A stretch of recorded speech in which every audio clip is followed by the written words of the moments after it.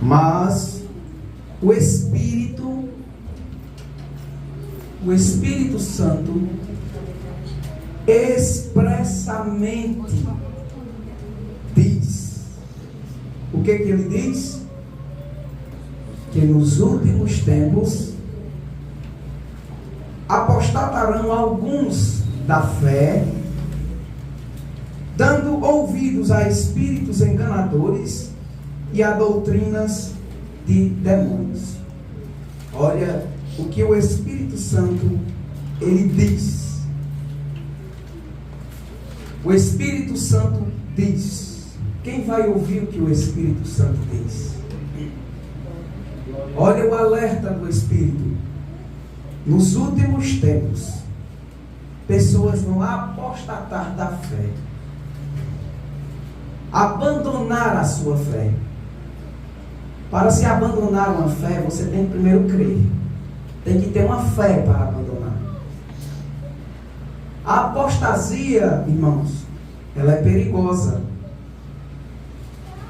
Porque o único meio pelo qual nós podemos ter acesso à salvação é através da fé. Efésios capítulo 2, versículo 8. Vocês são salvos por meio da fé. Quando uma pessoa abandona a sua fé, ela ao mesmo tempo está abandonando a sua salvação. E quando a fé dela for perdida, existem processos de abandono.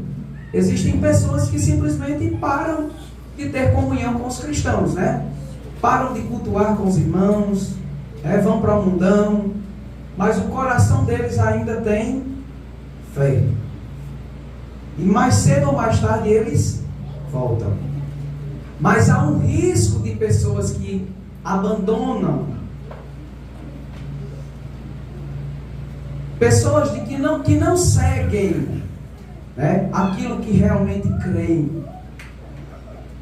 Elas vão ser iludidas pelo pecado, vão sufocar o Espírito Santo. A luz que há nela se transformará em trevas, a ponto de depois essa pessoa chegar a um estágio tão sério no pecado, no mundo, a ponto de ela não mais ser possível voltar, retornar para os caminhos da salvação. É muito perigoso. E é isso aqui que Paulo está falando. O Espírito diz que nos últimos tempos pessoas vão apostatar da fé. Como? Dando ouvidos a espíritos enganadores e a doutrinas de demônios. As doutrinas de demônios não é uma doutrina sobre demônios. A doutrina de demônios não é uma doutrina sobre demônios. A gente tem doutrina de demônios na Bíblia, falando sobre o diabo, falando sobre os anjos malignos. Isso é a doutrina sobre os demônios. Mas doutrina de demônios são ensinos vindos por influência satânica. São ensinos falsos, criados pelos demônios, para tirar as pessoas da verdadeira fé. Ensinos enganosos que têm o objetivo de fazer com que as pessoas deixem de crer na verdade para crer na mentira do diabo ou dos demônios. Geralmente essas doutrinas de demônios, elas vêm por meios religiosos. Você já percebeu isso? Essas doutrinas de demônios, elas vêm mais por meios religiosos, através das seitas. Nós temos muitas seitas com doutrinas de demônios. Eles estão distorcendo as escrituras sagradas. Típico do diabo, não é? O diabo, quando foi até Jesus, ele usou as escrituras de forma distorcida. Distorcida. Ele trabalha dessa forma. Tá? É por isso que nós temos aí tantas seitas. Né? Nós temos aí o movimento LGBT que está crescendo também em muitas denominações cristãs sérias. Elas estão agora se abrindo para a teologia LGBT, a ponto de que o pecado é permitido e o pecado deles seja permitido. São doutrinas de demônios infiltrando-se na igreja. E onde eles arranjam fundamento? Não há, mas eles estão conseguindo. Na Bíblia. Na Bíblia, eles pegam textos na Bíblia, como o diabo fez, e distorcem esses textos. E aqueles que não têm o conhecimento bíblico, aqueles que não se preparam biblicamente, eles têm a chance de cair. Eles correm o risco de cair nesse engano. Existem muitos cristãos que vivem sem conhecer as Escrituras Sagradas, até que vem uma seita, como Testemunhas de Jeová, Adventistas, e eles abrem a Bíblia e mostram tanto versículo que o camarada diz: esse cara sabe de Bíblia. Será possível? Isso aqui ele está falando a verdade mesmo. Tu não acredita na Bíblia? Acredito, mas nunca lê, aquele irmão. Então tu não crê na Bíblia? Olha aqui o versículo da Bíblia dizendo isso, ó. Olha o outro aqui, ó. Jesus não é Deus, olha. Aí, acha mostrar versículo da Bíblia fora do contexto. O irmão não estudou Bíblia e, portanto, ele diz: rapaz, não é possível. Desse tanto de versículo aí que esse cara está mostrando, deve estar certo mesmo. E termina crendo nos falsos ensinos. Tá? Então nós devemos tomar cuidado com isso e estar preparados para lidar, irmãos, com os falsos ensinos. Meus irmãos, pode colocar lá no slide, viu, irmão Cícero? Talvez você já tenha ouvido pessoas falarem coisas como: religião não se discute. Quem já ouviu? Sim. Já ouviram alguém falar isso? Sim. Religião não se discute, né? Cada um tem a sua.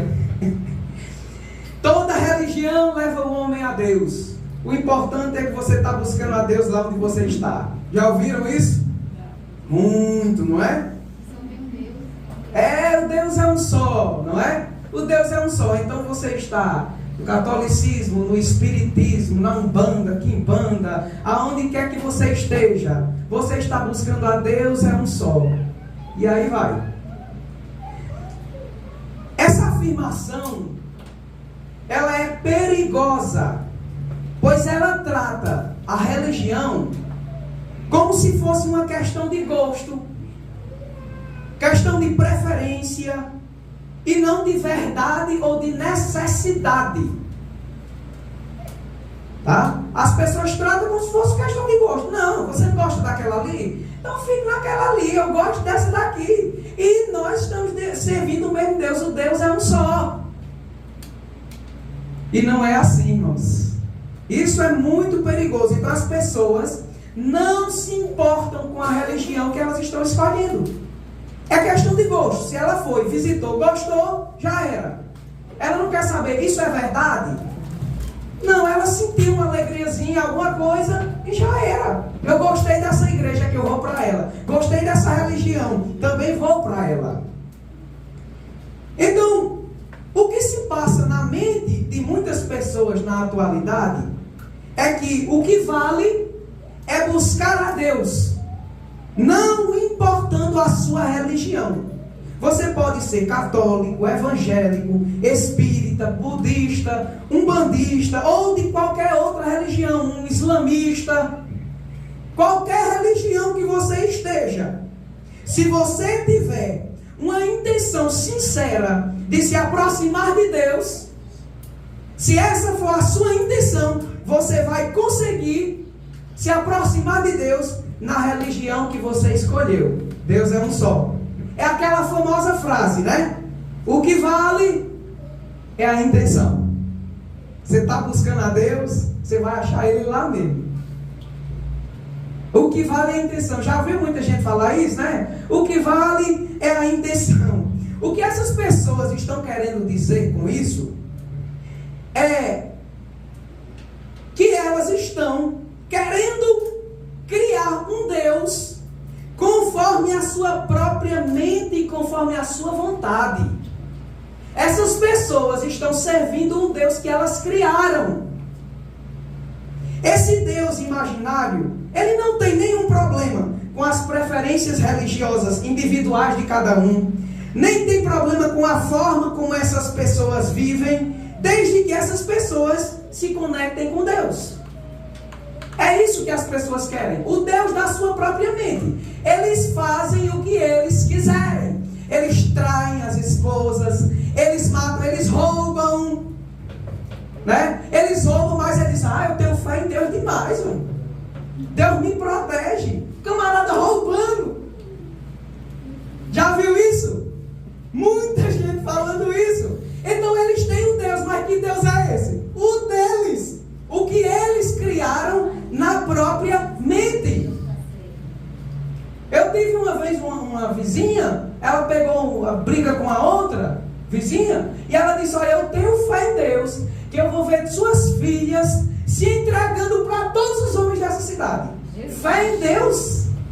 Que Deus é esse que ela achou? Aonde ela achou isso, hein? Tá vendo? Então, que tipo de pessoas, que tipo de Deus essas pessoas servem? O de sua própria mente. Esse Deus, ele não existe, ele foi criado pela mente humana. Esse Deus é escravo da vontade humana. É escravo da vontade do homem. Ao fazer isso, o homem, ele está rejeitando, ao criar o seu próprio Deus, ao idealizar o seu próprio Deus, o homem está rejeitando os meios para se chegar até o Deus verdadeiro.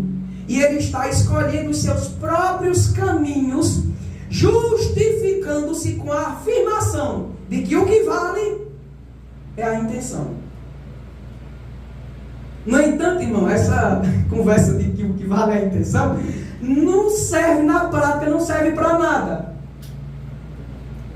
O que vale é a intenção nunca serviu para nada. Vou dar uns exemplos aqui para você, de que a intenção não tem nenhum valor prático. Ter a intenção de chegar até Deus e rejeitar o meio que Ele proporcionou para que isso aconteça, a sua intenção não vai ser suficiente para lhe levar até Deus.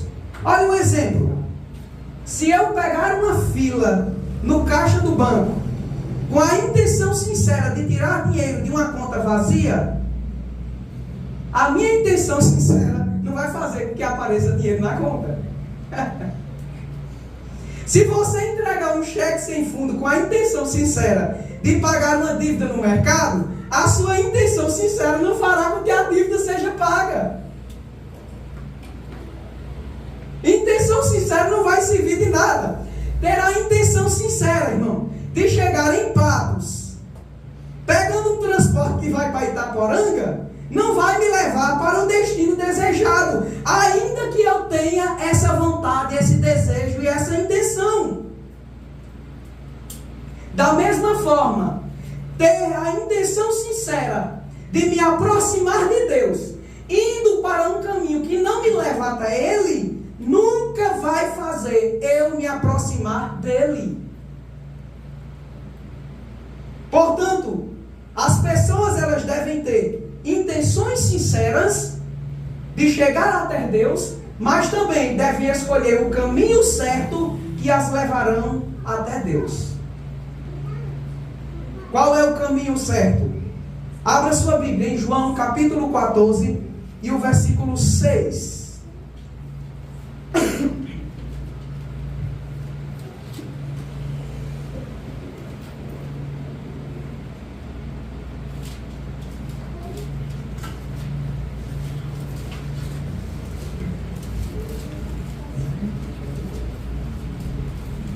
João, capítulo 14, e o versículo 6. Olha só o que Jesus disse. Jesus disse o seguinte: eu sou o caminho, a verdade e a vida. Ninguém vem ao Pai senão por Cristo. É o único caminho para você chegar até Deus. Não, o importante é que eu estou buscando a Deus. Aonde? No islamismo. O que Jesus é para o Islã? Só um profeta. Você não vai chegar até Deus. Eu estou buscando a Deus aonde? Testemunhas de Jeová. O que Jesus é? Jesus é o caminho. O que Jesus é para eles? Jesus é um Deus menor. Ele foi criado. Você nunca vai chegar até Deus. Porque esse Jesus não é o das Escrituras. Vocês já conheceram alguma pessoa chamada Jesus? Já? Pronto. Não tem essa pessoa que você conheceu chamada Jesus?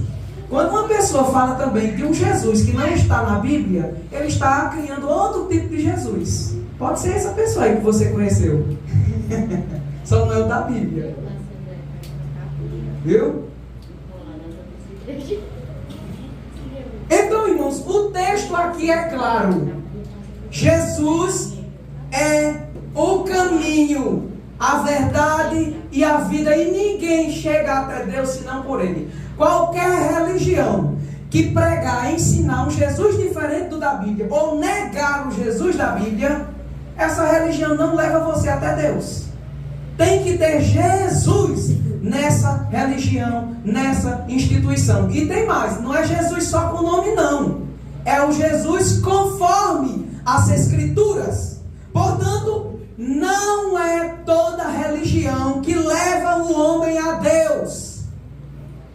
Não é toda religião que leva o homem a Deus. A religião que não tem o Jesus da Bíblia, ela não pode te apresentar o caminho para Deus. Ela não pode te apresentar o Jesus que vai te levar até lá. Muitas religiões, elas estão fazendo isso, pregando outro Jesus, né? Um Jesus que não é Deus, um Jesus que não tem poder suficiente para salvar. Quando você vê uma religião dizendo, para você ser salvo, você tem que ter Jesus, o sacrifício de Jesus e outras coisas. Você tem que fazer umas obras, umas boas ações, você tem que ser batizado, você tem que fazer 7 sacramentos, participar dos 7 sacramentos, tudo para você ser salvo. Pronto, tirou o Jesus da Bíblia. O Jesus da Bíblia é suficiente. Você pode ser o maior bandido, assassino, ter matado centenas de pessoas. Centenas de pessoas. Se no teu último respiro, o teu último fôlego, o teu último suspiro de vida, você crer em Cristo Jesus, se você crer nele, seus pecados são perdoados. O nome de Jesus, a fé que você tem no nome de Jesus é o suficiente para te salvar. É o suficiente. Se colocou mais alguma coisa, não é o Jesus da Bíblia. Tá certo? O Jesus da Bíblia, ele também não é aquele Jesus que te ama tanto, que permite você viver da forma que quer. Não, Jesus me ama, ele vai me mandar para o inferno por causa disso? Vai, Senhor.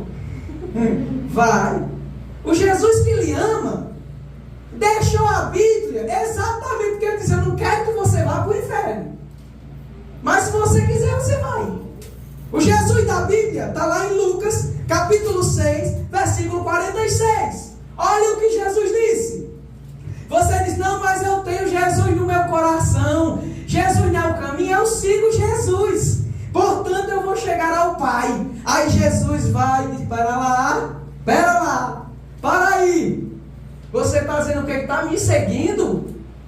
Ele diz: por que vocês me chamam Senhor, Senhor, e não fazem o que eu digo?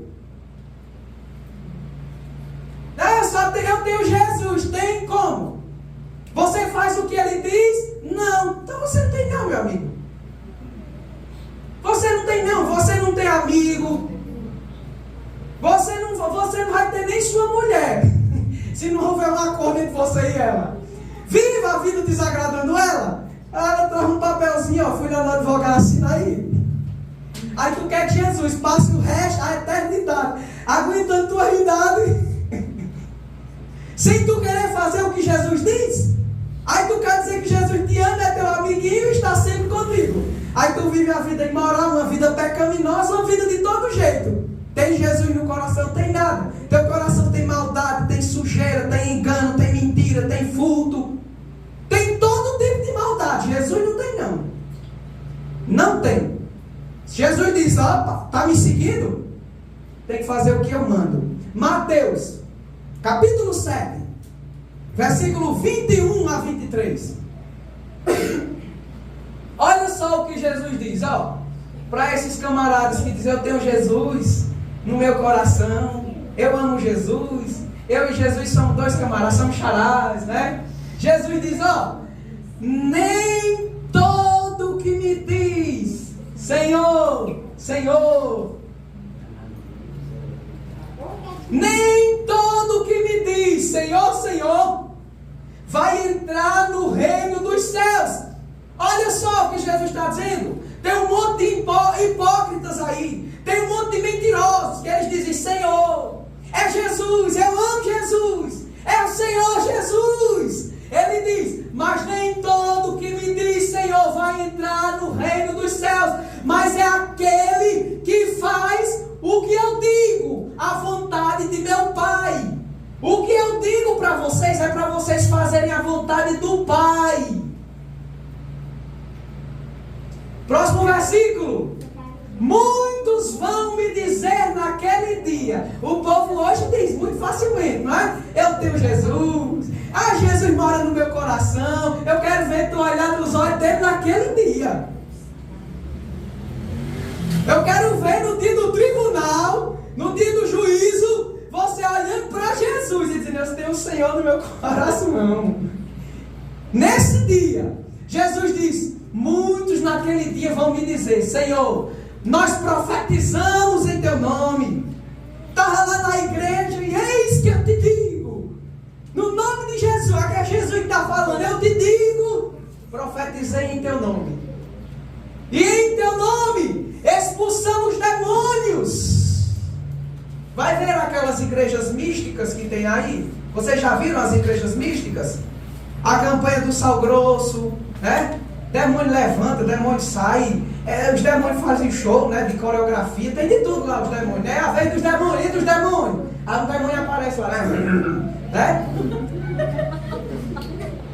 Aí aparece, aí faz as presepadas, né? E tem aqueles demônios confuseiros, tem uns fuxiqueiros, né? Um vem da igreja A e diz, tu vem de onde? Ele diz, eu vim da igreja A.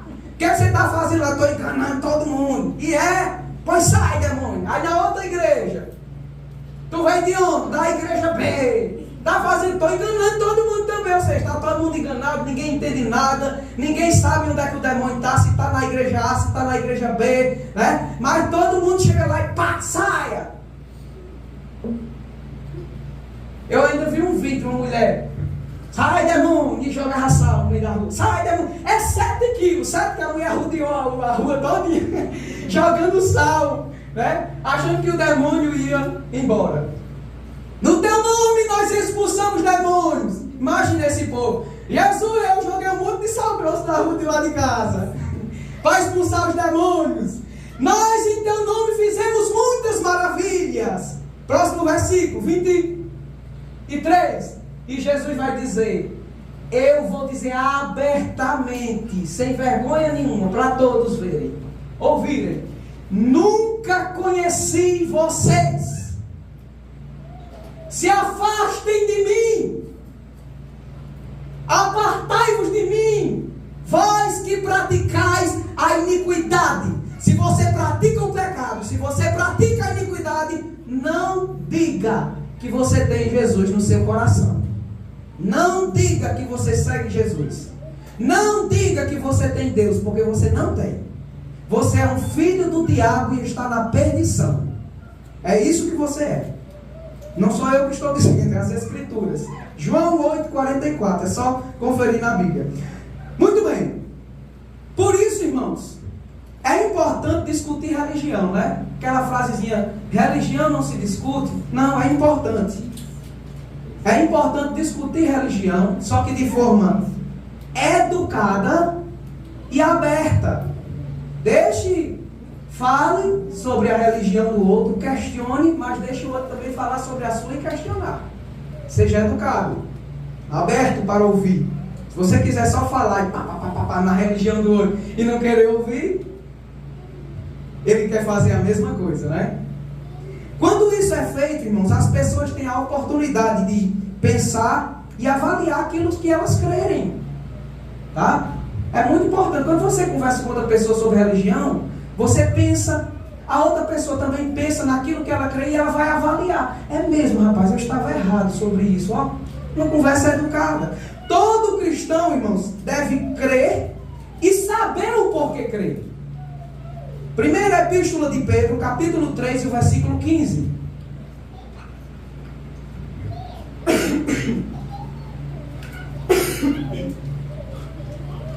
Vamos ver o que Pedro diz? Olha aqui. Antes santificai a Cristo como Senhor em vosso coração, e estejam sempre preparados para o quê?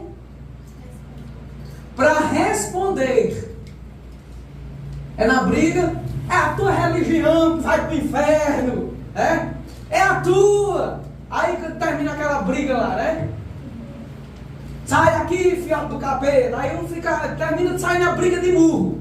Não! É com mansidão. É com mansidão e temor. Você tem que estar pronto, preparado para responder de maneira mansa e com temor a qualquer pessoa que vos pedir a razão da esperança que há em vós. Por que tu acredita nisso, hein? Por que tu acredita nisso? Aí você diz, é porque a Bíblia diz isso e aquilo.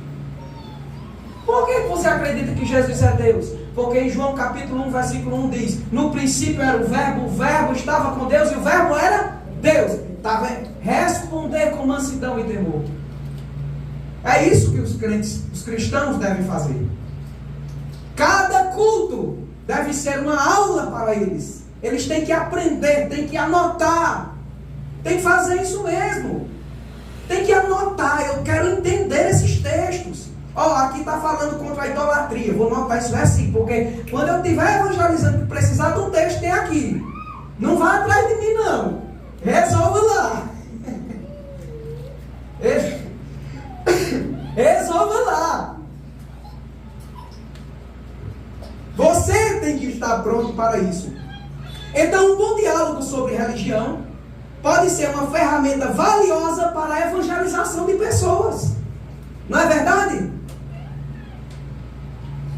Pessoas que não se permitem ser questionadas, elas podem estar fazendo escolhas irresponsáveis.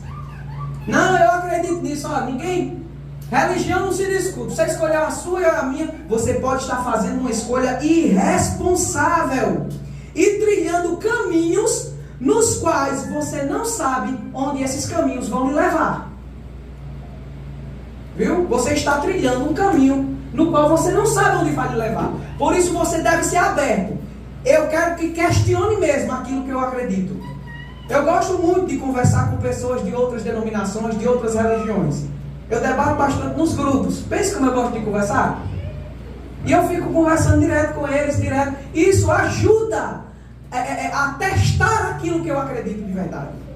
Minha fé tem que ser submetida à prova.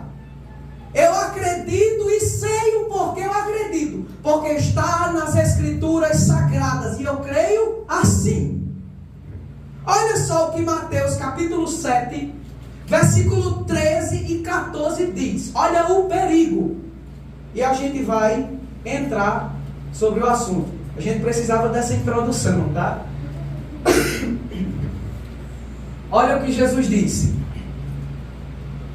Entrai pela porta estreita, porque larga é a porta, e espaçoso o caminho que conduz à perdição, O caminho largo é a porta larga, é aquela que tem facilidades para se entrar. Tem muitas opções. Essa é a porta larga. Você faz muitas escolhas. Tem muitos caminhos. Jesus diz: é a porta estreita que vocês devem entrar. Porque larga é a porta e espaçoso é o caminho que conduz à perdição. Jesus não disse alguns, são poucos, porque não importa a religião que você esteja, você vai conseguir entrar nessa porta. Jesus disse ao contrário: muitos entram por a porta larga, pelo caminho largo, e não pelo estreito. No estreito não tem opções não, é essa mesma. Jesus disse: são muitos. E qual é o resultado desses muitos? Perdição. Perdição. Me diga, se todas as religiões levam a Deus, se todos os caminhos levam a Roma, como se diz, se todos os caminhos levam a Deus, então por que Jesus está falando que existem caminhos diferentes? E há muitos estão entrando por esse caminho e estão se perdendo? Por quê? Por quê? Então as pessoas têm que pensar. Porque Jesus não está dizendo: não é onde você está, não é onde você quer estar, não é a religião que você escolheu. Você tem que examinar a religião que você está pelas Escrituras. É terrível você passar a vida inteira preso numa religião cujo destino vai te levar à perdição. Jesus disse: são muitos os que entram por este caminho. Não vale a pena não. Teste. Não tenha medo de ser questionado. Não tenha medo. Para você ter certeza daquilo que você acredita. Amém? Amém. No assunto de hoje, pode colocar lá, irmão Cícero, sobre as seitas. Eu escolhi falar sobre o catolicismo romano. Todos nós conhecemos alguém que pertence à religião católica, não é verdade? Quem não conhece? Parentes, amigos, vizinhos. Muitas dessas pessoas são pessoas legais, receptivas, são pessoas bondosas, não é? Caridosas, elas ajudam pessoas. E também elas são simpatizantes dos evangélicos. Não é verdade? Quantos deles não nos visitam? Não assistem pregações, não gostam dos louvores, não é verdade? Eu escolhi falar então sobre essa religião. E a nossa intenção aqui nesse estudo, irmãos, não é atacar essas pessoas, não é insultar essas pessoas, nem desrespeitar, mas de maneira amorosa, honesta, mostrar o que a palavra de Deus tem a dizer em comparação com o que elas acreditam. Tá? Se você tiver um amigo que você está vendo que ele está caminhando numa direção na estrada, que tem um buraco, e esse buraco não é perceptível, só você percebeu, você vai avisá-lo ou não? Sim. Vai. Ele pode até achar ruim, né? Mas você tem a consciência limpa de que está fazendo o bem. Então essa é a nossa intenção. As pessoas dizem: você gosta de atacar a fé dos outros? Você gosta de desrespeitar a fé alheia? Não. Nós dois acreditamos em coisas semelhantes. Tanto um cristão quanto um católico acredita nas escrituras sagradas, ainda que eles não acreditam tanto quanto a gente. Mas se eles acreditam em nós também, então nossa base vai ser as escrituras. E se as escrituras estão dizendo: olha, sua fé é diferente daqui da Bíblia, eu vou avisá-lo, eu vou alertá-lo e dizer: você está indo no caminho errado, não é por aqui. Muito bem, vamos conhecer um pouquinho sobre essa denominação, né? O catolicismo no Brasil, ele foi introduzido por missionários católicos. Pode passar, irmão Cícero. Missionários católicos que acompanharam os colonizadores portugueses. Quem descobriu aqui o Brasil? Pedro Álvares Cabral, né? Quando ele veio aqui para o Brasil, também vieram missionários católicos, juntamente com eles, né? Junto com esses colonizadores portugueses. Essa imagem aqui que vocês estão vendo é uma pintura bem antiga, né? Da primeira missa. A primeira missa que foi celebrada aqui no Brasil, no dia 26 de abril de 1500. Você está vendo aí os índios, né? Tudo em cima das árvores, né? Do jeito bem natural deles. E eles vendo aquilo ali como uma coisa nova, né? Algo diferente. E aí está o padre celebrando a primeira missa aqui no Brasil. Tá? Foi assim que o catolicismo chegou aqui no país, tá? Com os colonizadores. O nosso país, irmão, ele é o maior país, tá? Maior país em número de católicos. Ele conta com um número de 108 milhões e 500 mil fiéis. Muita gente, não é? Ou seja, 50% da população do Brasil é católica. 50%. Metade da população do nosso país é católica. Não, ainda não. No entanto, nos últimos anos, o catolicismo tem perdido muitos fiéis para o protestantismo. Tá? Pronto, agora pode colocar. Olha só. Se você der uma olhadazinha aqui nessas informações, eu pesquisei bastante sobre isso. No ano de 1980, 89% da população no Brasil, 89, irmãos, olha tanto. 89% da população no Brasil em 1980 era católica. 89. E os evangélicos eram apenas 6%. Bem pouquinho, né? Uma minoria. Mas aos poucos foi aumentando e o crescimento do protestantismo no Brasil foi rápido, né? 1980 os evangélicos eram 6%, enquanto os católicos 89%. No ano de 2010 já baixou, de 89% foram para 64%, enquanto os evangélicos aumentaram para 22%, de 6% foram para 22%. Foi bem rápido, né, o crescimento. E no ano de 2019, de 89, 64 veio para 50% apenas da população, tá? E o interessante é que os evangélicos cresceram bastante, 31% da população no Brasil se tornou evangélico. 31% da população, isso é no censo de 2019 do IBGE, tá? Segundo a revista Veja, o irmão pode passar aí, a previsão, irmãos, é que esse número ele aumente, tá? O número de evangélicos ele ultrapasse o número de católicos no país. É uma previsão da revista Veja. Como os irmãos viram, de 1989, não foi? Que eu mencionei aqui?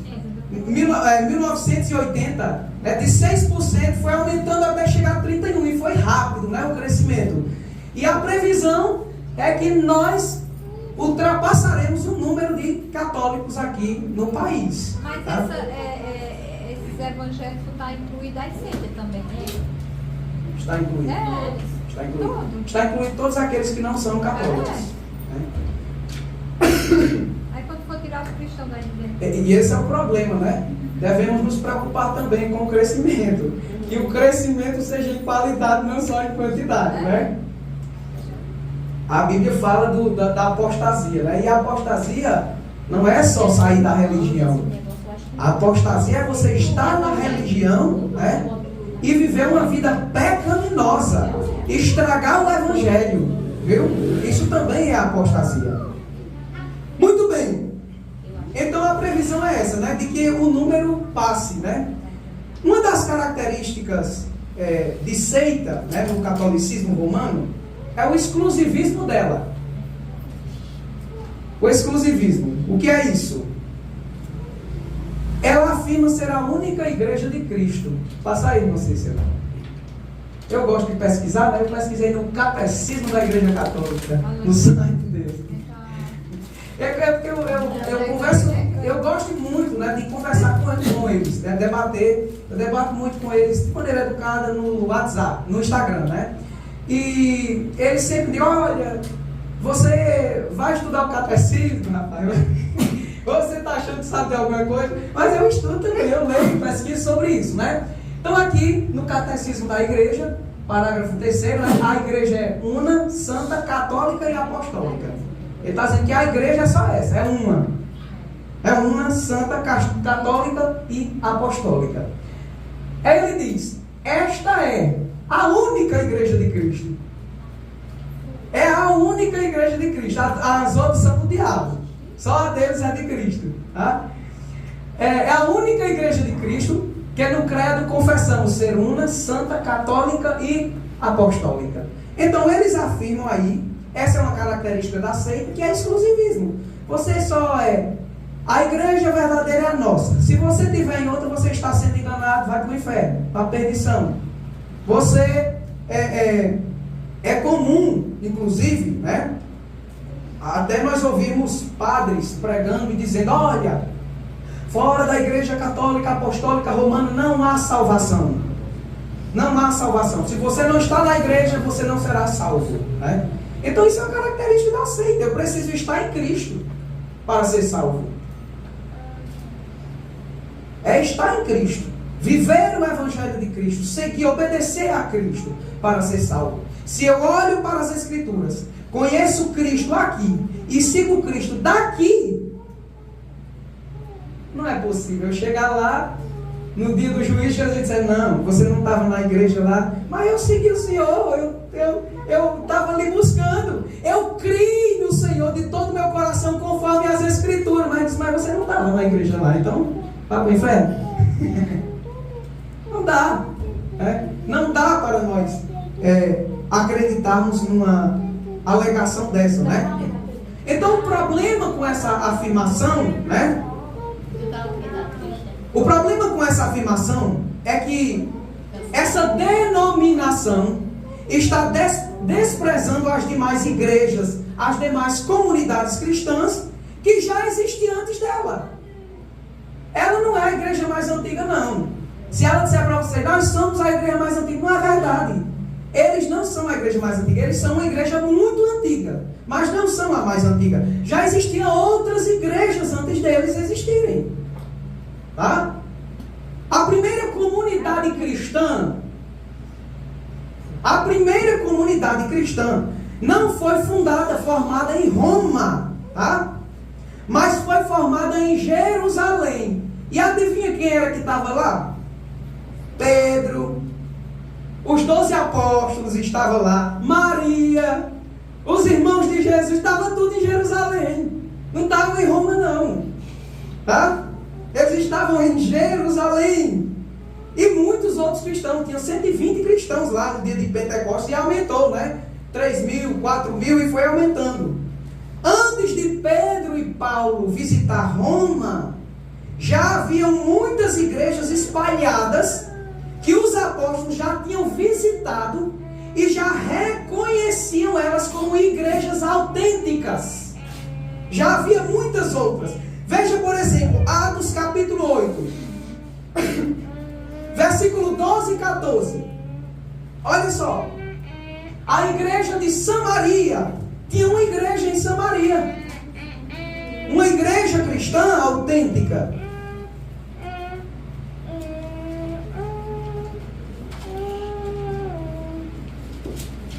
Atos capítulo 8, versículo 12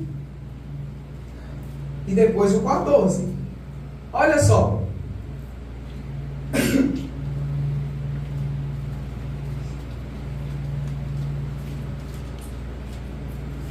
O que é que diz o texto? Mas, como crescem em Filipe. Filipe, aquele diácono que depois se tornou um evangelista, né? Ele evangelizou Samaria. eles creram em Filipe, que ele pregava acerca do reino de Deus e do nome de Jesus Cristo. Eles creram e se batizaram. Eles foram batizados nas águas, tá? Tanto homens como mulheres. Agora vá para o versículo 14. 14. Os apóstolos, pois, que estavam em Jerusalém, ouvindo que Samaria recebera a palavra de Deus, eles enviaram para Samaria quem? Pedro. São Pedro, o primeiro papa, enviaram para lá. Pedro e João. Eles foram para esta cidade, reconhecer essa cidade, reconhecer os cristãos dessa cidade como igreja de Cristo. Tá? E eles também receberam ali o Espírito Santo. Então já tinha uma igreja antes da igreja de Roma ser fundada. Já tinha a igreja de Jerusalém e a igreja de Samaria. Olha, mas esse Pedro aqui e João não eram os apóstolos? São os apóstolos. Pedro falou Papa. É porque a igreja católica ensina que Pedro foi o primeiro papa. Ah, tá. Então o primeiro papa, que é o Papa de Roma, né? Ele já reconheceu igrejas antes da igreja romana. A igreja de Jerusalém. Você visitou, né? E visitou e reconheceu como igreja. Ele impôs as mãos. Aí ele apostou a fé, foi? Quem? O de Roma, o Papa? Esse Pedro aqui? Não, o Papa. Sim, a nossa intenção é mostrar isso, os desvios que houve do cristianismo, né? Do início. Vamos ver. Então, o Pedro reconheceu a igreja de Cesareia, de Samaria, perdão, como uma igreja autêntica. Em Cesareia também tinha outra igreja. Atos capítulo 8, versículo 40. O próprio Filipe, esse Filipe aqui, depois de ganhar essas almas, ele foi para Cesareia. Olha só. E Filipe se achou em Azoto e passando, anunciava o evangelho, continuou pregando o evangelho em todas as cidades, ou seja, outras cidades. Pessoas se converteram, até que chegou aonde? Em Cesareia. Se você olhar Cesareia, era onde morava Cornélio, o centurião.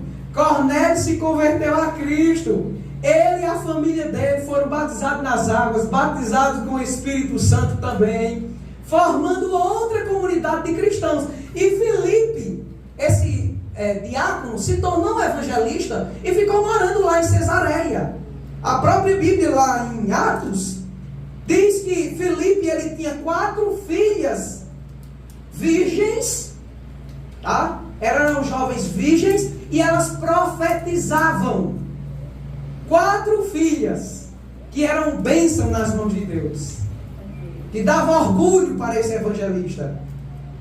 Elas profetizavam. Então tinha uma comunidade. Filipe, as filhas dele, Cornélio, toda a sua casa, tinha uma comunidade de cristãos que foi formada também lá, tá? E Pedro também foi para lá. Pedro foi quem pregou o evangelho para Cornélio. Então, mais uma igreja que foi criada. Tinha também a igreja de Antioquia, tá? A igreja de Antioquia, ela foi pastoreada por Paulo. Paulo foi pastor dessa igreja. E Barnabé. Atos capítulo 11, versículo 25 e 26. Os irmãos estão entendendo o argumento? Eles se afirmaram em ser a única igreja verdadeira, sendo que já existiam muitas outras. Já existiam os cristãos verdadeiros. Antes deles. Exato.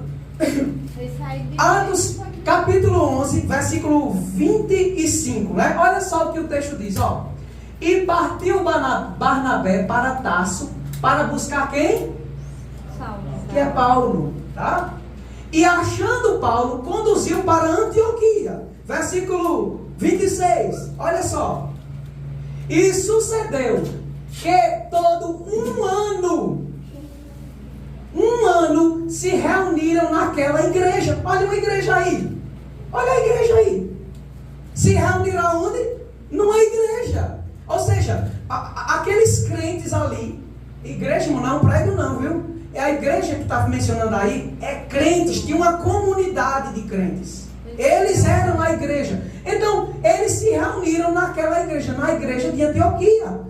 Quando Paulo chegou lá, já tinha uma igreja. Paulo só fez se reunir naquela igreja e pastorear ela junto com Barnabé. Olha só. E ensinaram muita gente em Antioquia. E foi em Antioquia, olha só, foi aqui, não foi lá em Roma. Foi aqui que foram os discípulos aqui não é os apóstolos, é os cristãos. Eles foram pela primeira vez chamados de cristãos. Foi aqui que eles foram chamados de cristãos. Não foi lá em Roma. Viu? Não foi lá em Roma, foi aqui. Então, e o interessante, irmãos, é que essa igreja aqui, essa denominação aqui, essa igreja de Antioquia, vá para o slide, irmão Cícero. Ela existe até hoje. A igreja fundada lá em Antioquia. Essa igreja sobreviveu ao tempo, né? Apesar de que com o tempo também ela se perverteu, né? Mas ela sobreviveu. Essa igreja, veja só. Pode passar o próximo. Isso, tá aí. A igreja de Antioquia.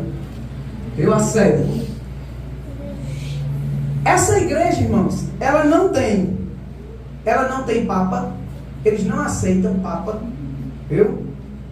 Discordam das doutrinas do catolicismo romano e afirmam ser a verdadeira igreja. O catolicismo diz, é nós. Os de Antioquia dizem, não é nós que somos a verdadeira igreja. Tá? A nossa tem um papa. Eles dizem, a nossa não tem não. Eles têm, em vez de um papa, eles têm um patriarca. Tá? É o pai da igreja. Né? Um patriarca. É esse camarada aí. Olha só como é interessante, né? Não tem papa, discordam das doutrinas do catolicismo, afirmam ser a verdadeira igreja e também eles afirmam ser a sucessora dos apóstolos. Essa igreja aqui é tão antiga quanto o catolicismo e nunca foi submissa a Roma. Aí eles dizem, nós somos a única igreja verdadeira. E essa daqui é o quê? Porque é tão antiga quanto elas e foi pastoreada pelos apóstolos. Foi pastoreada pelos apóstolos. Diga aí. Então, com que direito é que o catolicismo arroga para si o título de única igreja verdadeira? Pedro e Paulo, eles podem ter morrido em Roma, tá? Mas Antioquia, essa igreja de Antioquia, foi pastoreada também por Paulo. Não, nós somos a igreja porque aqui tinha Paulo e Pedro, eles morreram aqui. Mas a de Antioquia pode dizer também, Paulo e Barnabé pastoreou a nossa igreja. Mas continua na mesma situação, né? Felizmente, né? Se não viver a palavra, está na mesma situação. Isso, exato. A verdade, né, é que o fato de Paulo ter pastoreado a igreja de Antioquia e de ele e o apóstolo Pedro terem visitado Roma e serem martirizados lá, não faz dessas comunidades igrejas infalíveis e detentoras da verdade. Desde o início, o cristianismo, já no período dos apóstolos, eles tinham igrejas que estavam se desviando da fé. E por que essas também não podem? Só porque teve um apóstolo pastoreando?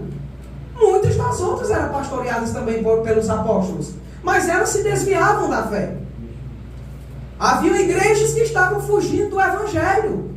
Veja as epístolas de Paulo, a carta aos Gálatas. Paulo diz, vocês estão pulando para outro evangelho. Estão desviando da fé. É isso que vocês estão fazendo. Já havia heresias infiltrando dentro das comunidades. Viu? Isso já estava acontecendo. Por exemplo, em Apocalipse capítulo 2. Apocalipse, você vai ver o quê? As 7 igrejas que estavam na Ásia. E essas igrejas tinham problemas doutrinários, tinham heresias nelas. Havia frieza espiritual, pecado. Apocalipse capítulo 2, versículo 4 a 5, por exemplo, você vai ver sobre a igreja de Éfeso. E você pode usar isso como argumento. Só porque vocês acham que um apóstolo fundou a igreja de vocês, alguma coisa do tipo, isso evita que vocês se pervertam? Não muda nada não. Olha só, Éfeso, capítulo 2, do versículo 4 ao 5. Olha só o que Cristo vai dizer através do apóstolo João. Ó, Jesus diz, capítulo 2, né, versículo 4 ao 5. Apocalipse. Eu disse Efésios, foi? É porque é o nome da igreja, né? Não se está ligado, né? A igreja de Éfeso. Ele diz o seguinte, ó: tenho, porém, contra ti. Eita, Jesus tem alguma coisa contra a igreja de Éfeso. Não bota não em Efésios não. Tenho, porém, contra ti que deixastes o quê? Não é a igreja de Cristo. Não foi fundada pelos apóstolos. Os apóstolos não foram lá, não reconheceram como igrejas. Mas estavam deixando o primeiro amor. Aí eu dizer, não, porque a minha foi fundada por um apóstolo, porque os apóstolos foram lá, visitaram lá, suaram um pouquinho lá, deixaram o cheiro lá do suor, aí é uma igreja autêntica. Não funciona assim, né? Deixastes o primeiro amor. Agora olha o que Jesus diz, no versículo 5. Lembra-te, pois, de onde caístes. Jesus diz, e arrependa-se, e pratique as primeiras obras. E se não fizer isso, Jesus diz, eu virei brevemente a ti, e vou tirar o seu lugar, e tirarei do seu lugar o teu castiçal. Na visão de João, ele viu 7 castiçais, representando as 7 igrejas da Ásia. Jesus disse, se você não se arrepender, eu tiro você. O seu castiçal eu tiro. Só vai ter 6 castiçais. Você não vai ser mais igreja. É isso que Jesus está dizendo. Mas a deles não. Não pode.